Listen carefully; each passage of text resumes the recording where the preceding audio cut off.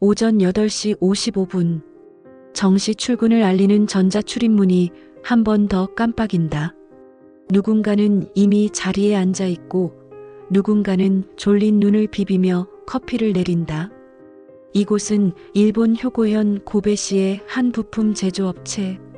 똑같은 회색 책상, 똑같은 컴퓨터, 똑같은 하루가 반복되는 곳이다.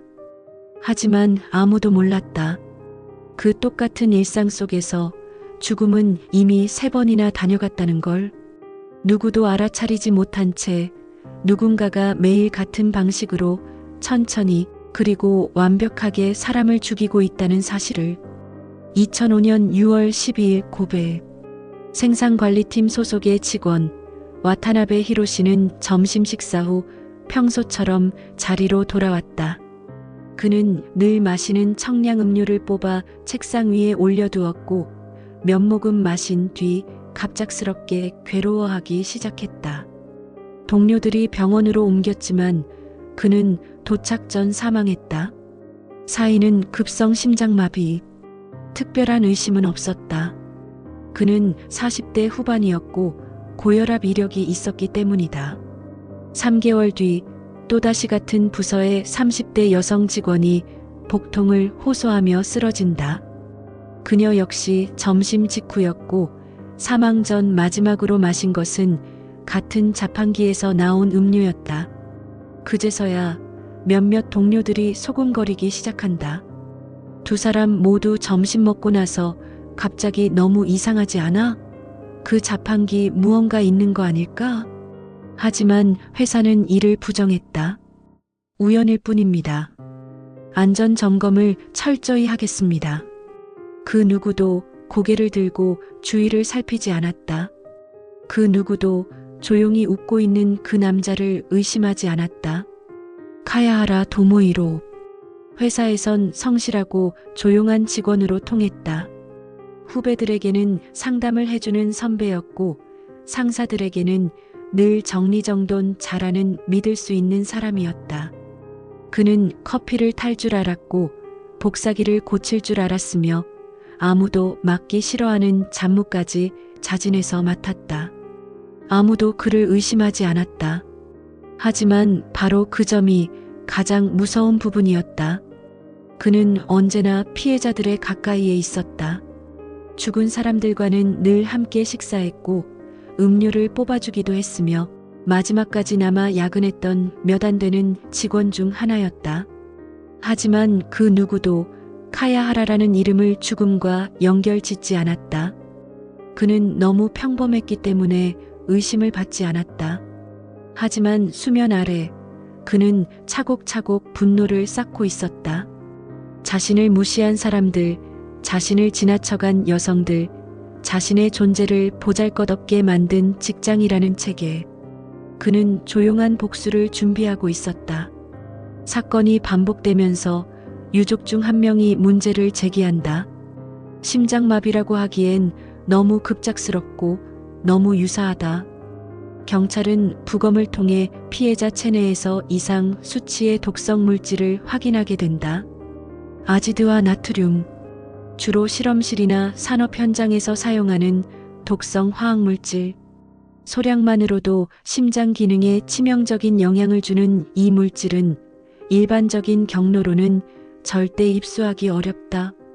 그런데 카야하라는 대학 시절 화학을 전공했고 폐기물 처리 업체에서 잠시 일한 이력이 있었다. 그는 이 물질을 안전하게 취급하는 방법을 알고 있었다. 경찰은 자판기 주변 CCTV를 입수해 분석한다. 영상 속에서 카야하라는 피해자들이 음료를 뽑기 직전에 자판기 근처를 맴돈다.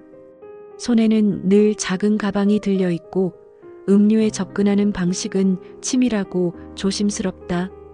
하지만 결정적인 증거가 필요했다.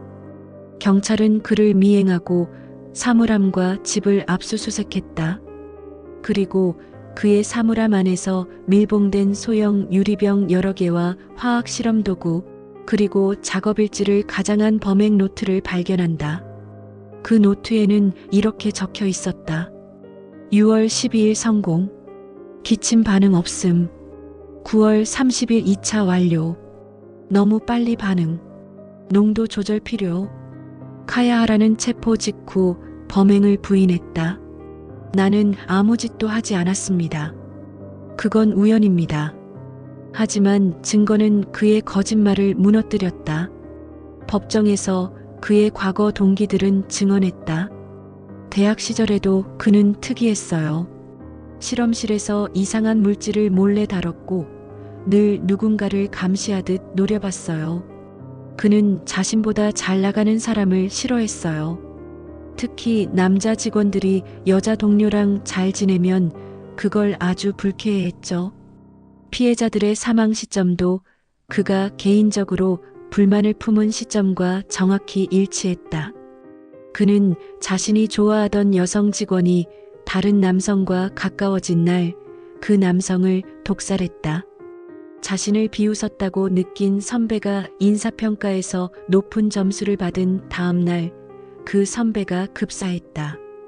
그는 절대 얼굴을 붉히지 않았지만 그 모든 것을 기억하고 도구로 응징했다. 결국 그는 4건의 살인과 2건의 살인미수 혐의로 기소되었다. 재판부는 그에게 사형을 선고했다. 사건 이후 동료들은 충격에 빠졌다. 그가 그럴 리가 없어요. 그는 정말 좋은 사람이었어요. 웃는 얼굴이 아직도 기억나요. 커피를 타주던 손이 사람을 죽인 손이었다는 게 믿기지 않아요. 심리학자들은 이 사건을 사회적 마스크 범죄라 명명했다. 가면을 쓴 사람. 조용하고 겸손하고 친절한 척하지만 내면은 증오와 분노로 가득 찬 존재. 카야하라는 그저 살인을 저지른 게 아니었다. 그는 모두를 기만했고 모두의 신뢰를 이용해 완벽하게 범죄를 저질렀다. 우리는 일상에서 얼마나 많은 사람들과 얼굴을 마주할까? 아침에 마주치는 동료, 웃으며 인사하는 후배, 함께 식사하는 상사. 그들 중 누군가가 우리에게 독을 섞고 있다면? 그들의 미소가 거짓이라면? 카야하라 도모이로 사건은 그렇게 우리에게 말한다. 괴물은 어둠에만 있지 않다. 가장 환한 형광등 아래에도 조용한 살인은 존재한다.